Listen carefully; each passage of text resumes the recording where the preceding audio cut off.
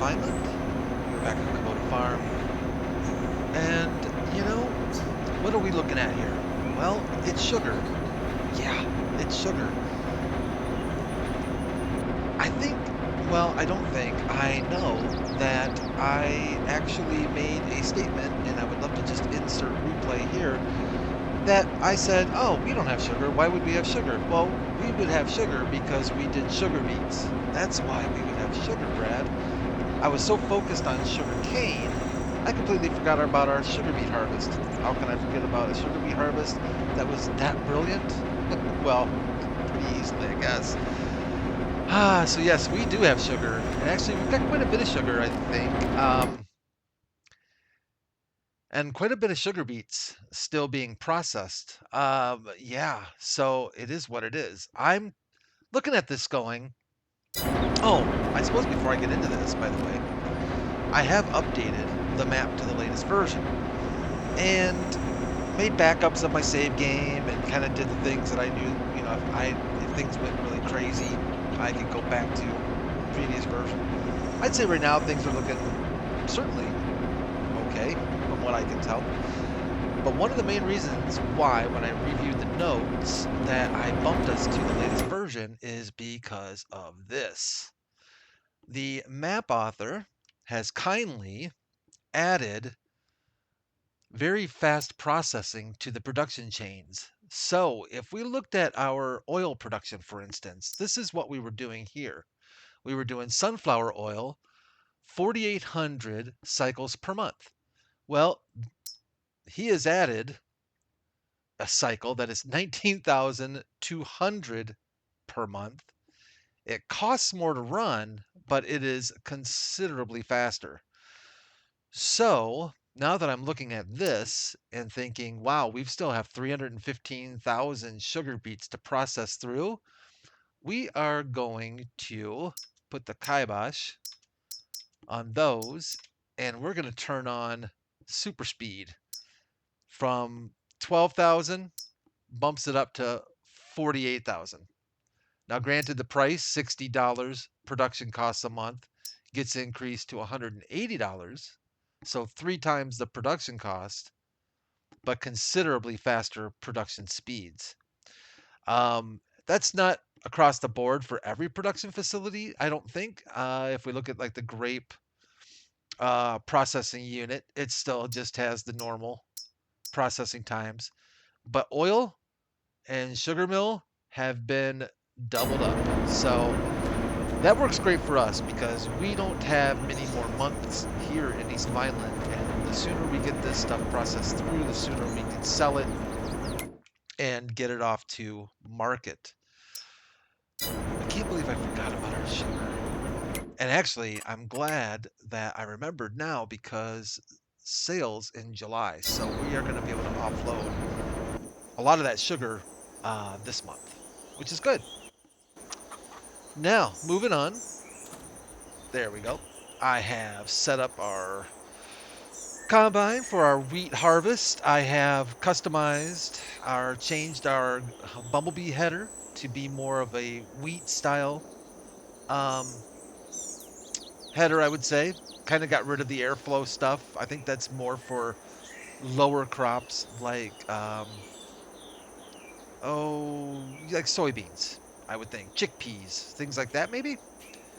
So I kind of changed this up to be more of a standard traditional wheat header.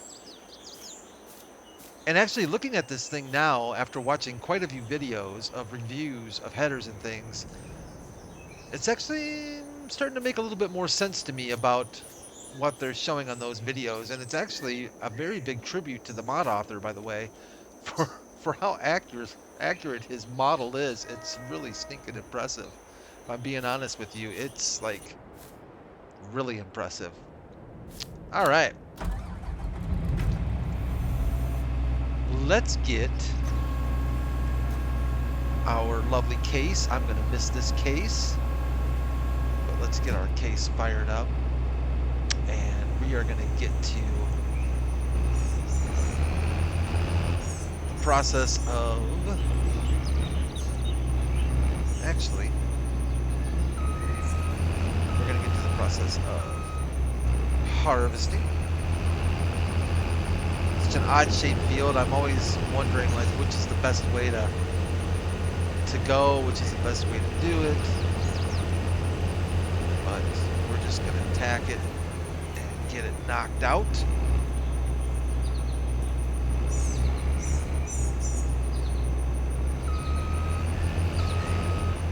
We don't need straw. It looks like the straw swath is not enabled, I would say, so I think we're okay there. You first need to fold, pardon me? Oh, did I unfold? Oh, I did, okay. There we go.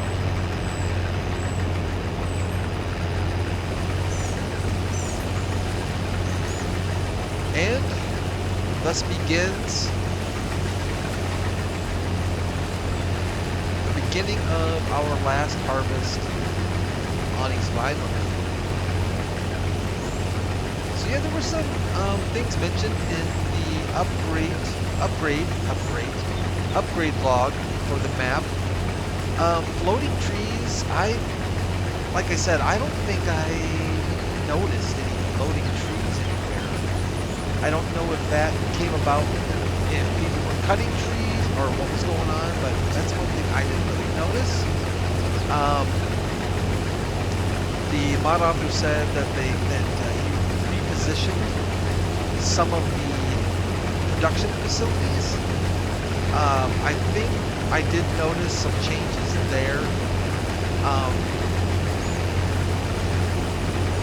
And what made me kind of notice them a little bit more was you can kind of tell, you know, when you set some buildings down in the game, you know, if it's not on a perfectly flat surface, you know, it oftentimes like buries itself in the ground or something. Excuse me, I noticed that seems to have happened.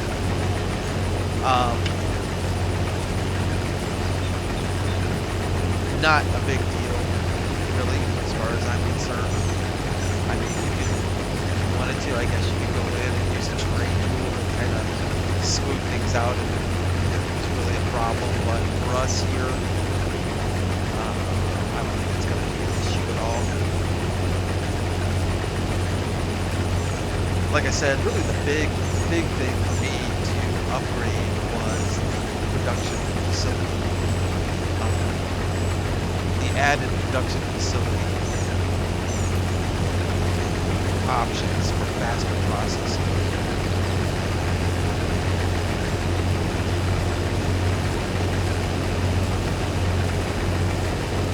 We are probably going to have to speed through some months anyways to get through some of the processing is my guess, but we'll see just how much speeding up having these fast production facilities is going to help us out. I kind of want to get through most of the production facility stuff before we leave them. I'd like to get all those emptied out and sold as fast as we can.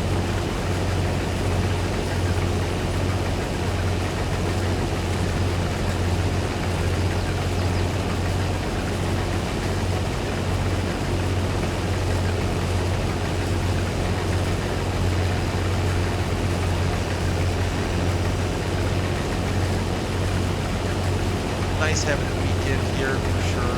Oh goodness, kind of need that. Kind of a long week. Hope your week was alright.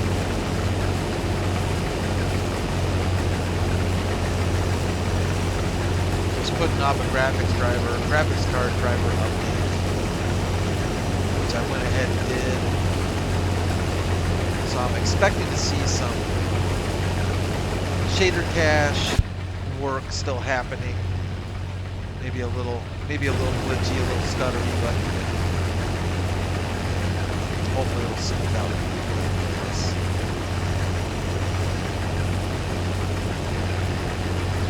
We are going to need our trailer very, very soon.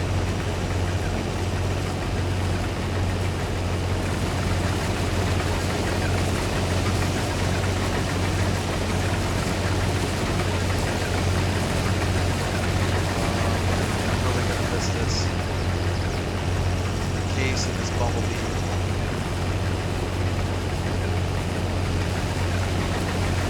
Really nice.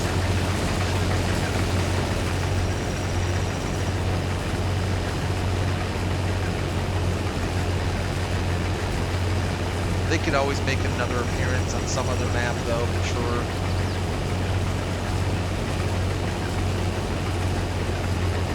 I would say besides our Kubota mowing rig, I would say that this setup right here would probably be my second favorite piece of equipment we've got on this map. Just look at how nice that is. The thing is just, she's a beaut.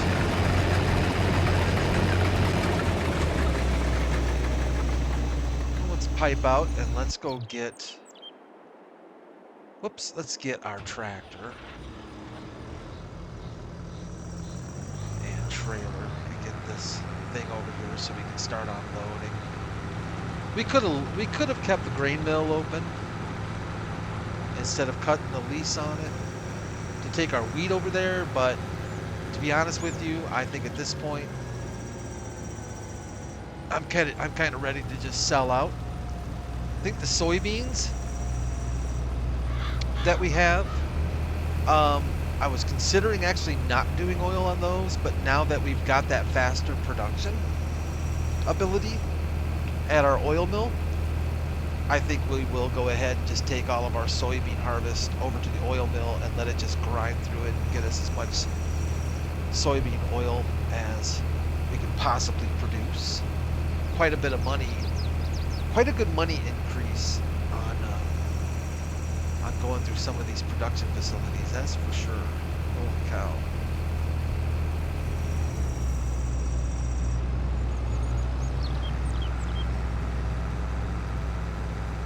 I'll tell you who, if you really want to see a good example of farm to production to table kind of a thing, watch Clarkson Farm, especially season 2, in particular season 2. He basically, that's exactly what he wants to do entirely, pretty much, is, and not just him, but the other farmers in the area. He wants to be able to he wants to open his restaurant and have everything in that restaurant, everything they serve is going to be from his farm and from surrounding farms. And the value to that is so much greater than just selling, because prices of our crops are just plummeting. There's just not a lot of money sometimes and stuff like that. And it seems like a great way to go. I mean, you could make a heck of a lot more profit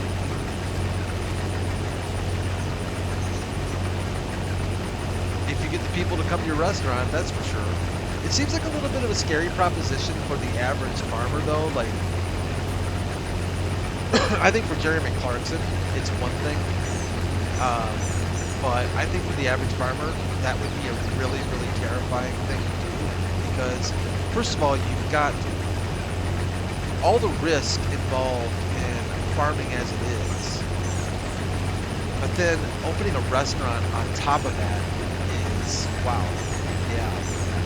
With the amount of restaurants, hey, Mr. Deer, with the amount of restaurants that have folded and how many do fold, I've heard it's upwards of like at least half of every restaurant that opens does not last more than a year. So if you're a farmer and you want to add more risk to your life, I guess maybe opening a restaurant would be the way to go. But that seems horribly terrifying, and they seem like running a restaurant would be an entirely different skill set. And I would think I guess if you had the money to hire the personnel to do that. But I mean, he had to spend all kinds of money just to get, I mean, you're talking about structure, building, and he had about £250,000 that alone.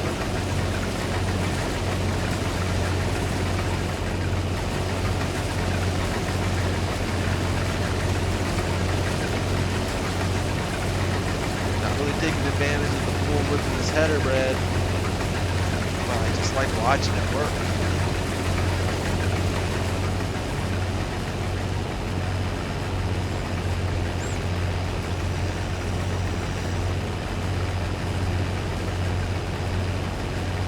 I'll tell you, I certainly would be more apt to go eat at a restaurant that I knew that everything I ordered was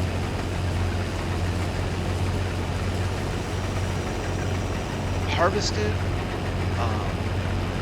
or raised, like on the farm, basically, like the restaurant's at. How fresh those ingredients and everything are, and to know exactly where the food's coming from. And I think that's a huge draw. It would be a huge draw for one. But again, just the expense and the cost would just be enormous. But he's not a poor man. He has absolutely made a killing over the years with Top Gear, the Grand Tour, all the other specials I'm sure he was involved with. Now he's doing Who Wants to Be a Millionaire, hosting that. I mean,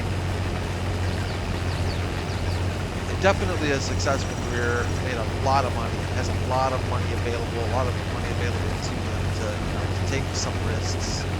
And I know that the show, Amazon, when you watch this show, when you watch Clarkson's Farm, they don't want it to be that way, really. They don't want it to be like, oh, it's 250,000 pounds to convert the barn to a restaurant. He makes kind of a big deal out of that. That's a drop in the bucket. But they don't want it to be that way. That's not a good show.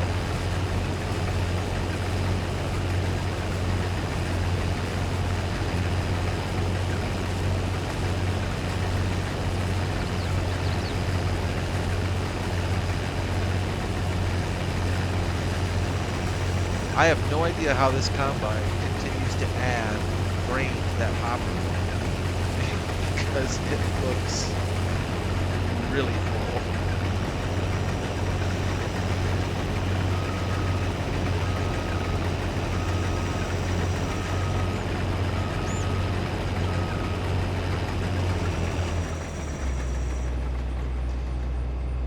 Where's my buddy? Oh, right there. Hey. Probably should have just had course plate come into me. I always forget to do that. I always forget that that's an option where I can just say, hey, course play, come empty me when I get this full and take it over to the silo. But excuse me, I've had mixed experience with that. I've had decent luck with the onloading part, but depending on how your silo's positioned and stuff, as you probably have seen here in East Vineland, the TrackIr does not always seem to want to negotiate the silo unloading very well.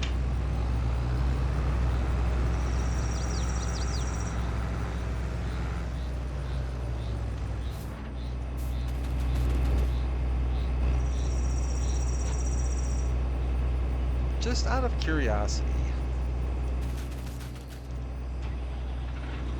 now that I'm kind of talking about it, unload combine. Unload combine. I do want to activate the Giants unloader. I don't want it to be, oh boy, we could take it direct to sell.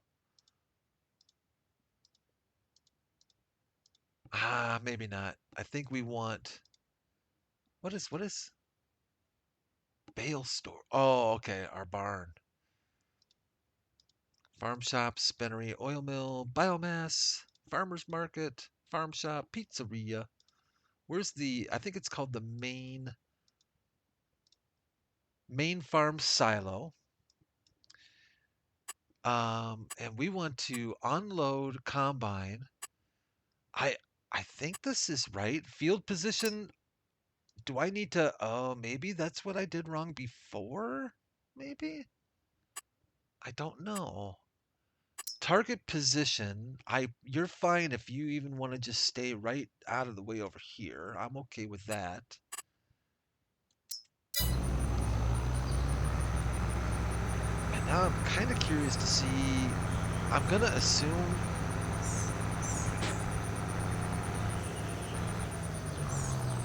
it's going to park itself and wait for me. All right, well, let's see what happens. Let's see if we fill this puppy up and it decides to come get me.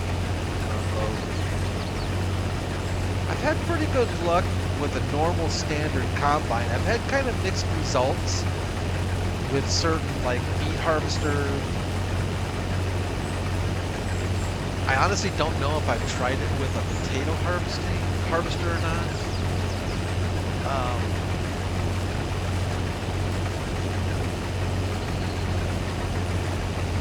Yeah, it'll be interesting to see how this thing kind of pans out here.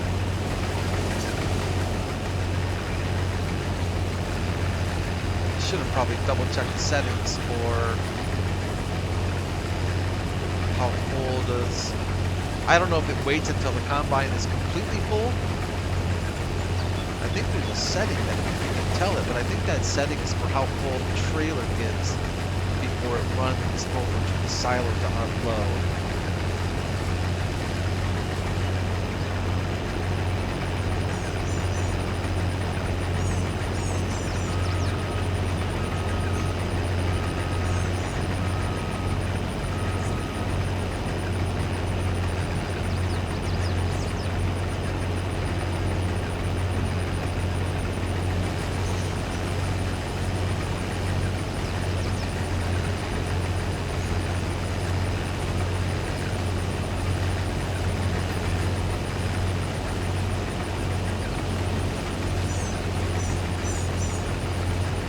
Probably get a pretty good lap around this field before we're pulling up and think about coming to help us out.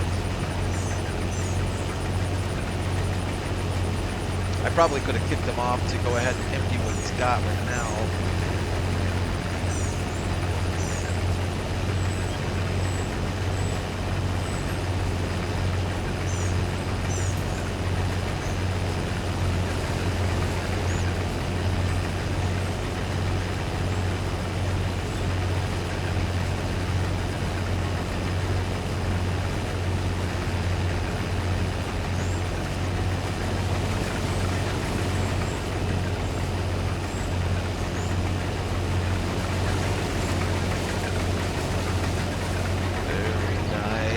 Very nice, Bumblebee.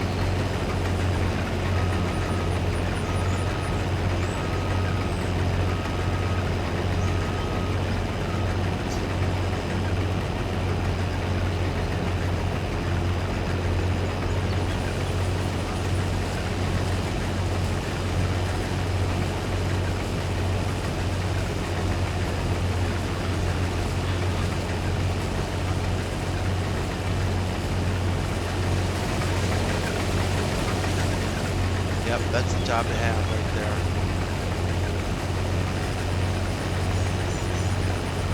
Sitting in a comfy combine.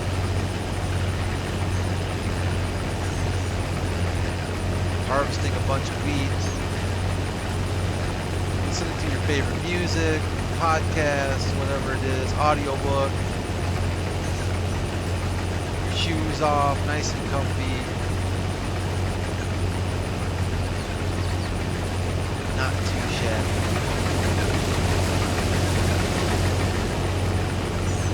But you know, I think at that point the farmers probably earned a little relaxation like that with all the work they've put into just getting the fields to where they are at this point. It's got to be pretty rewarding. As long as the harvest is good, it's got to be a pretty rewarding feeling to see all your work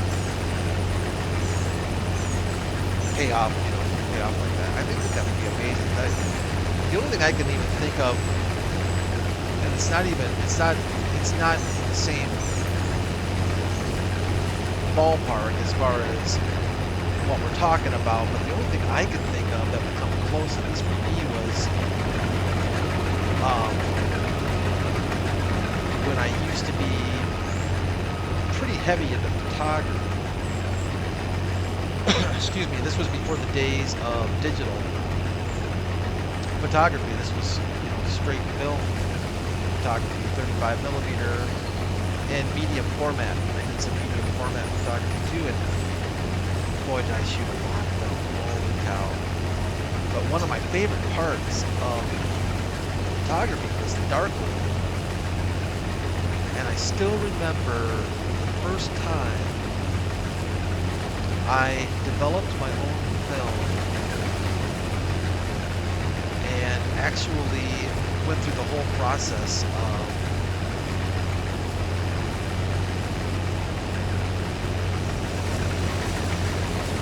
developing pictures that I took and seeing those pictures appear on the paper, and it was just an amazing, I don't know what it was just something amazing about seeing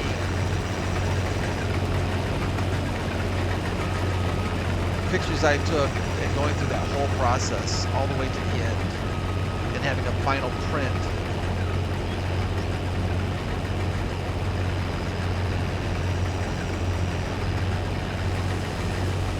That's the only thing I can think of that I've done where I can think of other than building a PC from scratch, but I don't think that's anywhere near as close, you know, because you're buying all the components already made and everything like that. You know, maybe it's somewhere along the same lines, but I do remember my first computer I ever built and how satisfying that certainly was. He's not moving. Why aren't you moving? I must be doing something horribly wrong.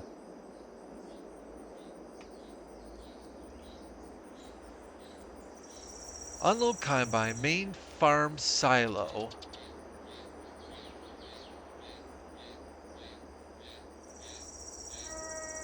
I wish it showed like what. That's the combine I want unloaded. I just don't understand what I could be doing wrong with this thing.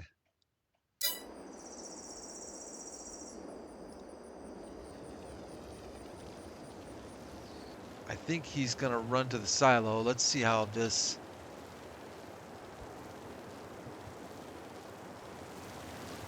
Now I'm not hearing any engine noise,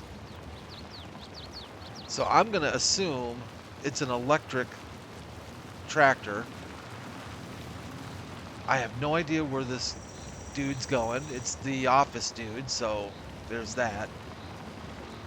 I'm gonna have to listen to the recording to see if you're getting tractor noise, because I'm not getting any tractor noise. I'm getting just tire noise. That is so weird. And that's happened to me before.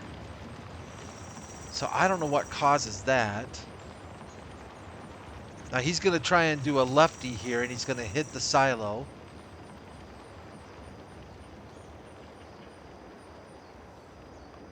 Oh. Yep, no. Nice.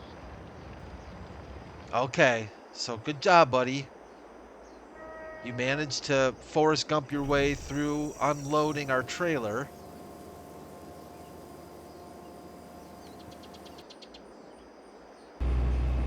But he's not.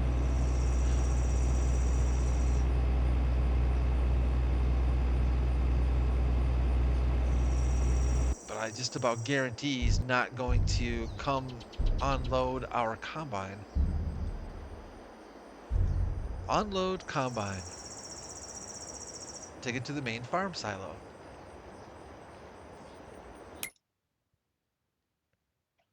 I even picked the correct field.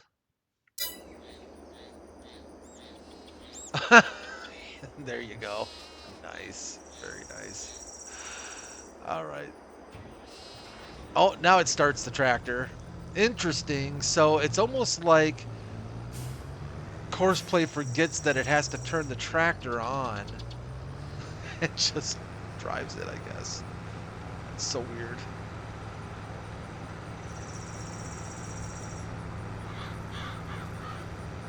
Let's try something here. So I can't remember if I had the tractor on or off when I set this up.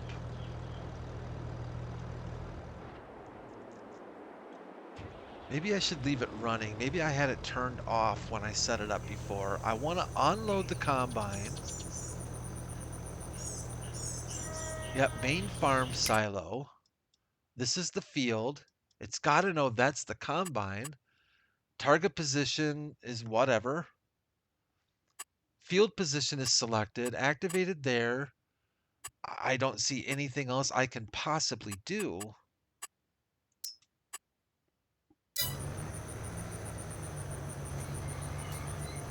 Empty went over 85%. I think that's for the trailer. And it just doesn't want to, come unload me. That's disappointing. I'm not gonna lie.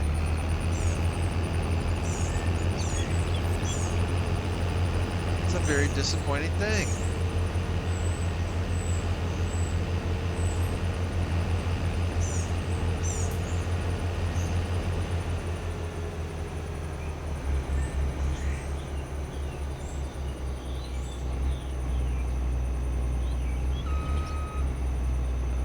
Why aren't you gonna unload either?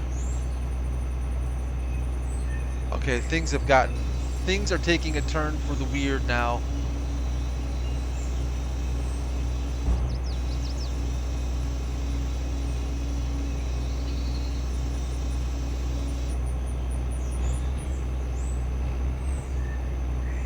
Okay.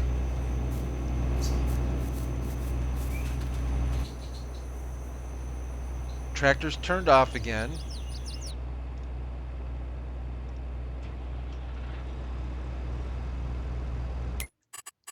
And I think the job is done. What in the world?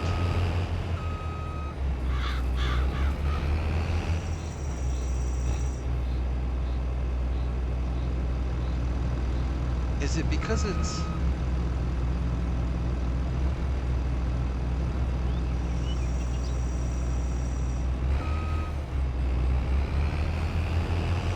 Yeah, I'm freaking out. If this doesn't work, I'm gonna move the tractor and let's just see if that makes a difference.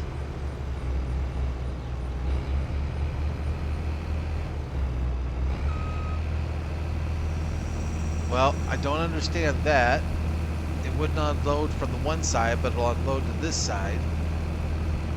Not quite sure exactly what that was all about.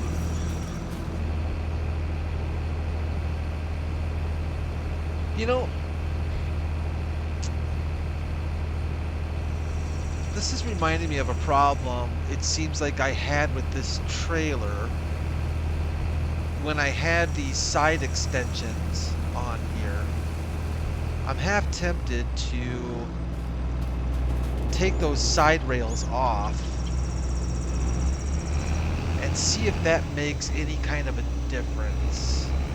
Because it seems like there was a problem getting that trailer to unload the sugar beet harvester, wasn't there, when it had that second set of extensions across the body of it?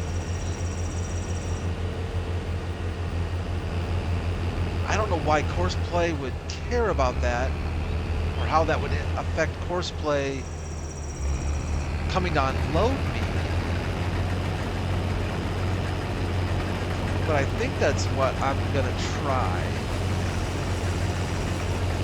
Is just resetting that trailer back to stock maybe and just see if that makes any kind of difference in the world. I'm determined to figure out why Courseplay will not unload combines for me. I swear I've had it, well, I've had it the other way. I've had Courseplay go to the trailer and unload. I've had good success with that.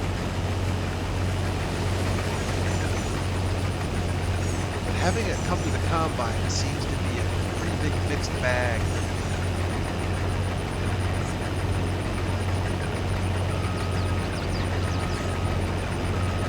Maybe I'll just try it on the next field of wheat.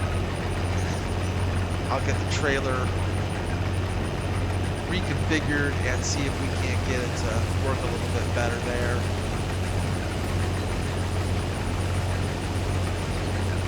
It's just one of those things, you know, it's not the end of the world, you know, you can do it yourself, it's not that bad, but you just kind of want to figure it out. You want it to work. And I feel like there's just this like one setting or something I'm missing that says, hey, I kind of feel like you should have to tell it, in a way I kind of feel like you should have to tell it what combine you want to unload. But I think the intentions of it is to automatically detect which combine is on the field. And I think if you have more than one combine, it's supposed to be able to unload multiple combines if you are running more than one as well. I know somebody mentioned at some point or another, I thought, that it seemed to make a difference when you ran the combine with the pipe always out. But I think I've tried that too and haven't really seen that make much of a difference. So you know what? You can try that too.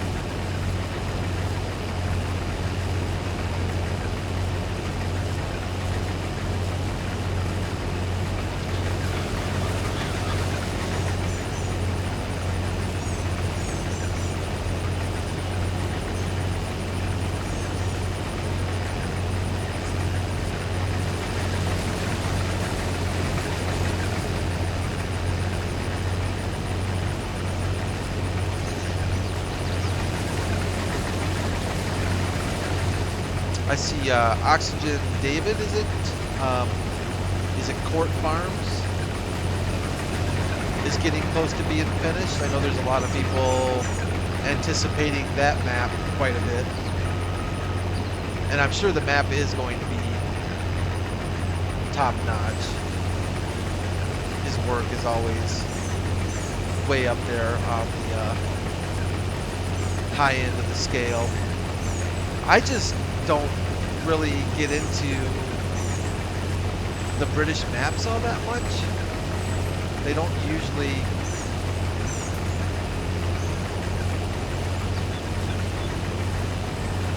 draw me in, even though some of them are extraordinarily well done.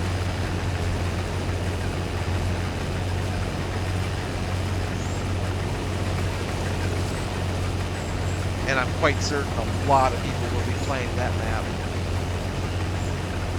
when it comes out. We'll probably see a lot of Let's Play on YouTube as well. Does Giants still do the mod contests? Has that changed, or do they still pretty much do it the way I remember it being? Is they had different categories and different winners for different categories of the mods, and kind of always look forward to the mod contest because, well, one, you'd start seeing some of the cooler mods were starting to get released specifically to get them in before the before the end of the contest, and it was always cool to see what mods won for best map, and I forget what all the categories were.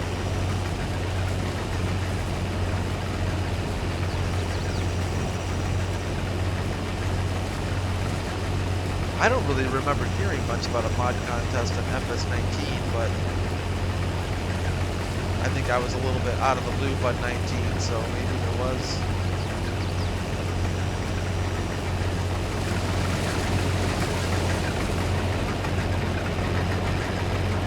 All right, Mr. Man. I give the probability of it coming to unload me about a 1 in 100 chance. I honestly don't think it has a clue. Just kind of sitting there daydreaming.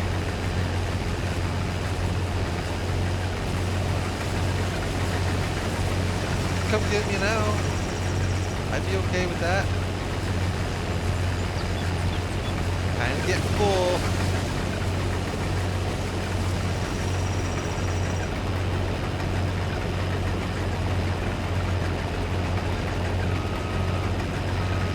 Yeah, it's not gonna happen.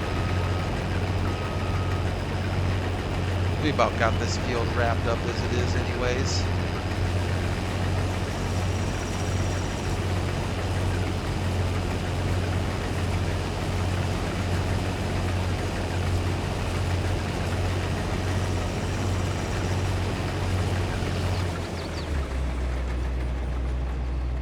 Not gonna do it, huh? Just kind of refuse. Just don't feel like it. Well, lucky for you,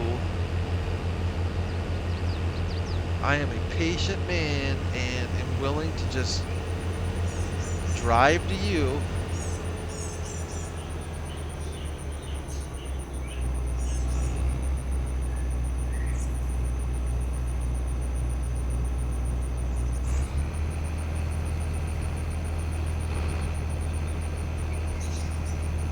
We'll see. I'll test getting this trailer body, those extended rails off of there, and see if that makes any kind of difference at all. I feel like it's got to be, you know, and sometimes you don't know if it's just the way, excuse me, the map is, or the mods that you're using. Maybe this would work great if I was using base game, you know, a base game combine.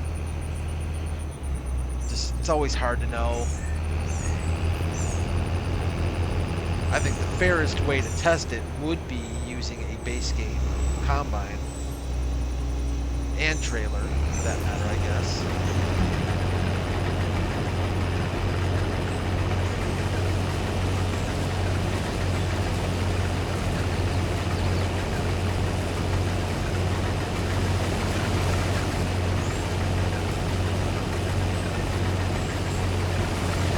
But I'm liking this case too much to use something else. This is a winner in my book. I would definitely use this combo again.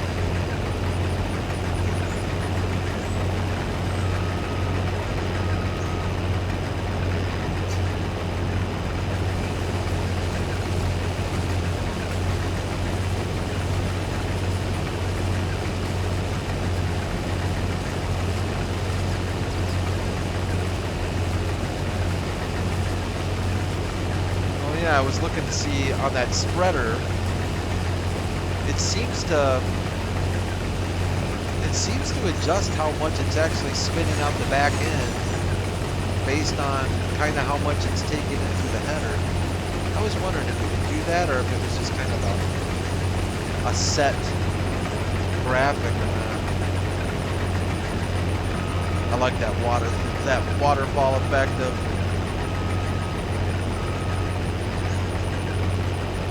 that chaff coming out the back.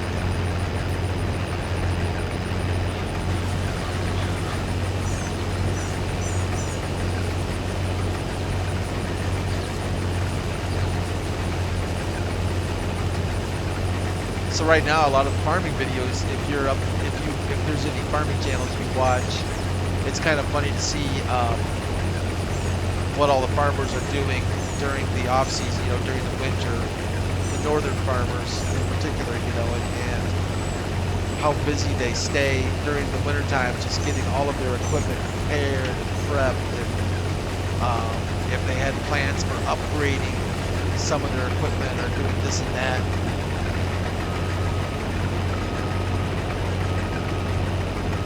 It always kind of boggles my mind a little bit, though, how much money goes into some of this stuff. Like I was watching farming, he's out of New York, they've got a good sized farm, farming, fabricating, something like that. The name of the channel is like Farming, Fabricating, and Welding, or Farming, Welding, and Fabricating, or something like that. And I mean, they were talking about, oh yeah, you know, we're dropping another, you know, $20,000 into the combine here to replace this, and this, and 20 grand. I'm like, well, yeah, 20,000 bucks to get the combine going. You must have to be really good with budgeting to be a farmer. I mean, you must be the kings of budgeting if you're a farmer. You would have to be, right?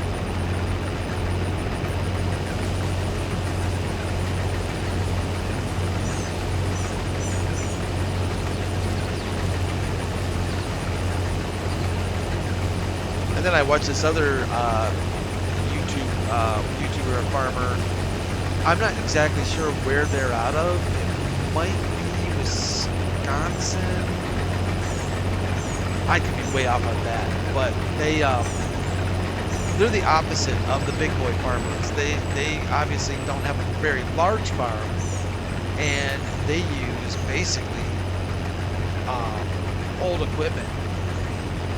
And when I say old equipment, you know, mostly like stuff from like the 70s, 80s kind of stuff. And you watch his farming videos, and you know, it's a pretty different ball game, because I don't think they have the kind of resources that some of these other large farms have. And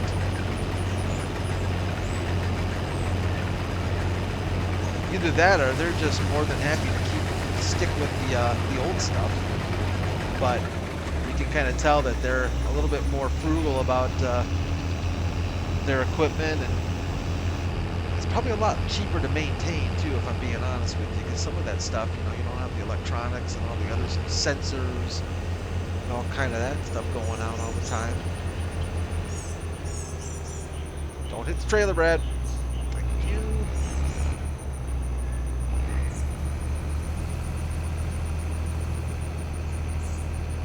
Get this bad boy unloaded.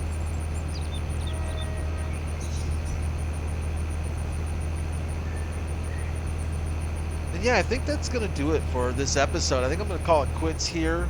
I am going to probably pick up where we left off, go up to the front wheat field there.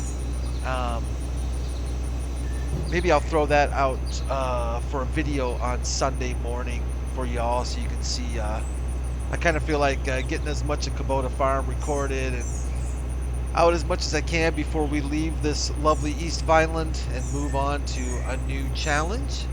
But thank you all for watching again. I really do appreciate it. Leave a like if you enjoyed the video. It's much appreciated. Subscribe if you like it. Take care of yourselves. And if I don't see you this weekend anymore, have a great weekend, relaxing and safe. And we'll see you next week. Bye for now.